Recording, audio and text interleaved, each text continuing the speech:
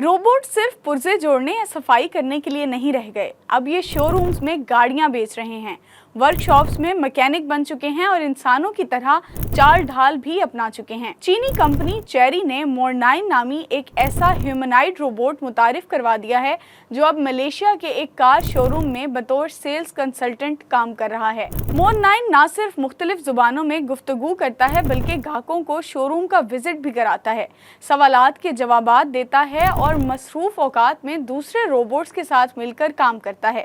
ये deep seek के जदीद लैंग्वेज मॉडल्स और मल्टी मॉडल सेंसर्स के जरिए माहौल को पहचान कर सर्विसेज फराहम करता है। और सिर्फ इतना ही नहीं, शंघाई के एक कार प्लांट में केपलर K2 नामी रोबोट, जिसे बम्बल बी का निकनेम दिया गया है, अब गाड़ियों का मैकेनिक बन चुका है।